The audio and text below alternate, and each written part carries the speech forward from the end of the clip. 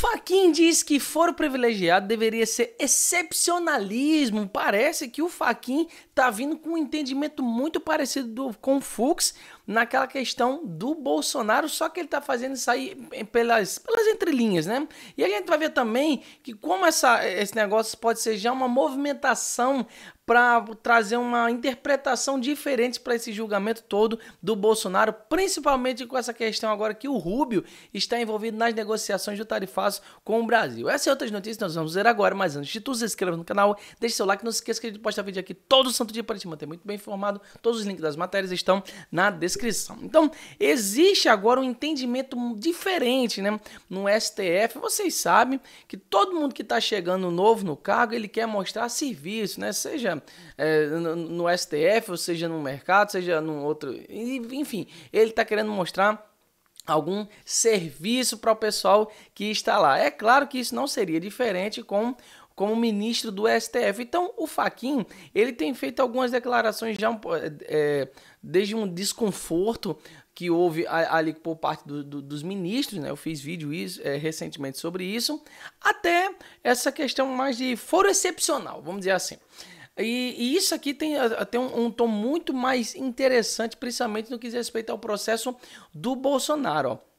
O presidente do STF, ministro Edson Fachin, opinou que o foro privilegiado deveria ser excepcionalista, um dos poucos magistrados da corte a defender o fim do foro. Fachin atribui à Constituição e à própria prática de judicialização da política e responsabilidade pelo alargamento da interpretação desse instituto, porque já é sabido por todos que o mandato do Barroso foi um negócio assim bizarro, né?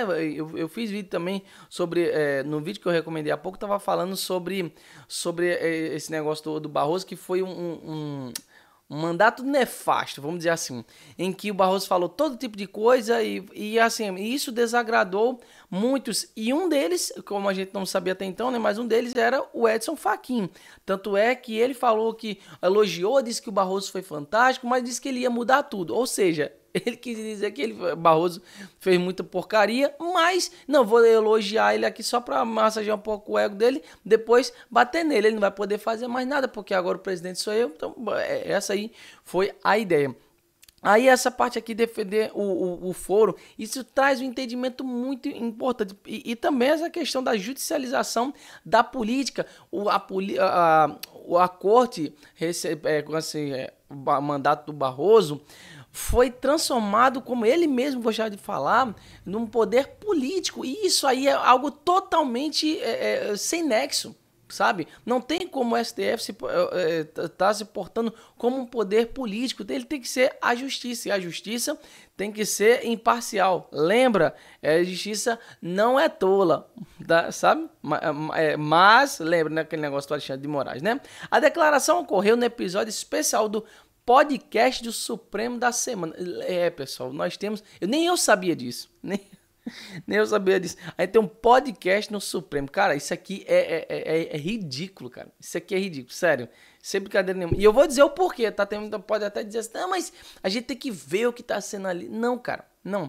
Eu vou falar isso aqui mais pra frente, ó. Que celebrou 37 anos da Constituição. O programa citou...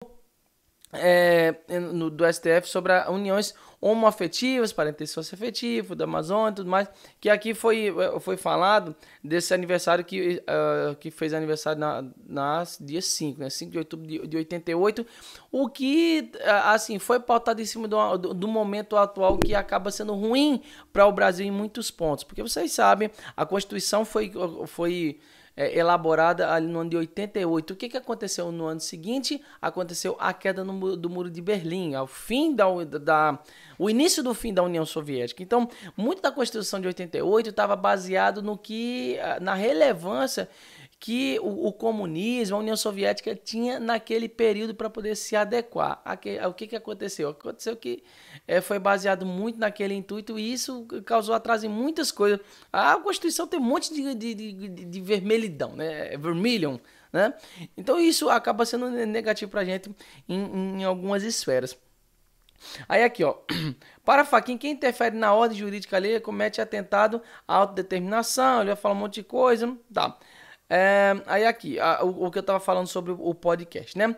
Prefiro pecar pelo excesso. Presidente do Supremo critica sigilo de decisões da Suprema Corte Americana, né? Apesar de citar o artigo 4 da Constituição, que estabelece o respeito do Brasil à independência de outras nações, Fachin aproveitou a entrevista para citar o modelo jurídico dos Estados Unidos, ao defender a transmissão de julgamentos via TV e Justiça. O presidente da STF afirmou que transparência e publicidade são valores inerentes à democracia, complementou dizendo que a Suprema Corte norte-americana decide às portas fechadas. E aqui a gente tem uma leve coisa aqui, preste atenção.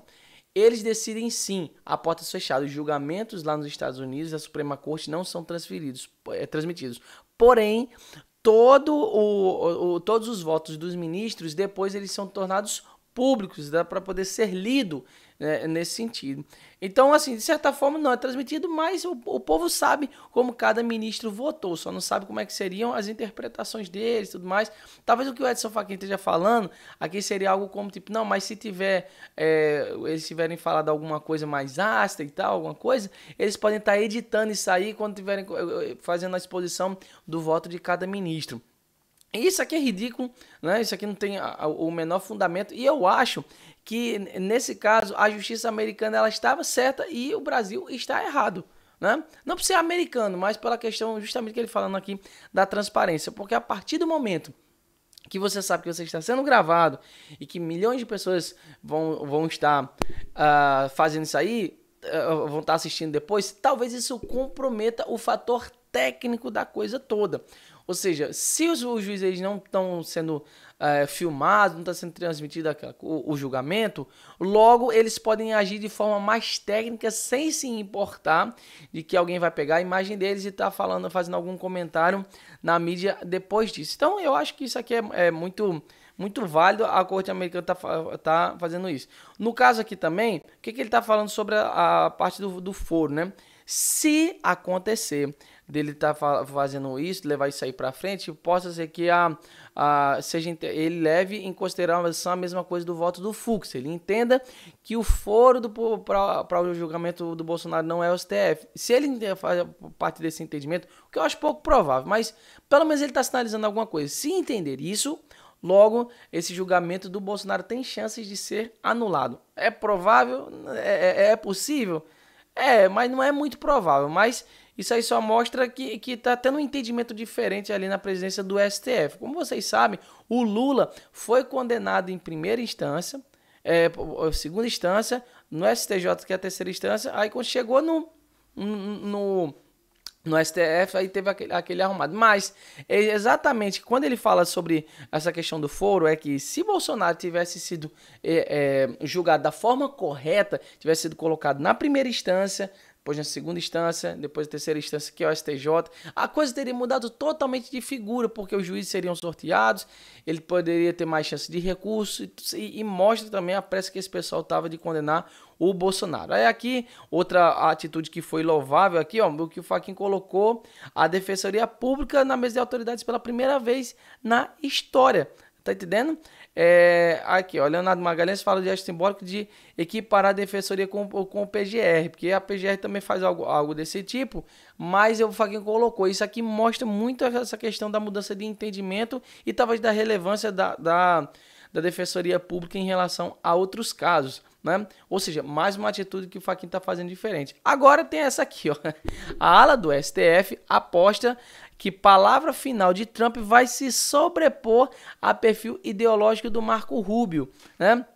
Então, para que esse pessoal, talvez seja essa mudança de entendimento já a partir de uma forma mais escalonada do Edson Fachin, talvez seja por conta dessa coisa aqui. Por quê? Depois que houve essa reunião com o Trump ontem, e não houve acordo nenhum, não saiu nada para falar a verdade.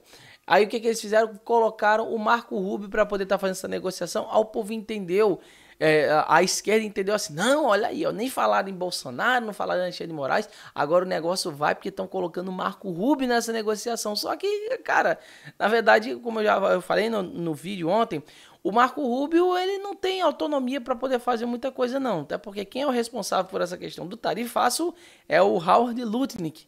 E se tá fazendo alguma tentativa para poder livrar a cara do Xandão, ele também não tem isso aí. Na verdade, já não é o Howard Lutnick, é o Vance. Então, existe essa diferença, né? Mas todo mundo sabe qual é o posicionamento do Marco Rubio. O Marco Rubio é uma pessoa que já se declarou. Quem está defendendo Moraes, ele é contra. Então, talvez existe uma coisa aqui entre que o Edson Fachin esteja fazendo essas coisas, porque vocês sabem, o Edson Fachin não era da primeira turma, então ele não se manifestou em relação a esse julgamento do Bolsonaro, pelo menos não diretamente. Indiretamente ele já está fazendo isso, falando dessa questão de foro, essa coisa toda.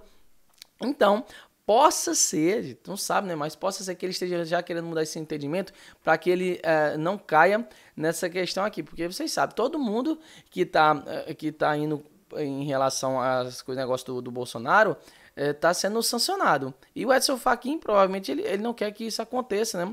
Ele já estava sendo hostilizado antes, eu fiz vídeo disso aqui na época, que a filha dele já estava sendo hostilizada, mesmo sem ele estar sendo presidente do STF, imagina agora. Então existe essa preocupação e também uma pressão por parte dos ministros também, que deve ter pressionado. E aí, Fachin, faz alguma coisa aí, porque eu não quero ser sancionado não quero perder minhas coisas.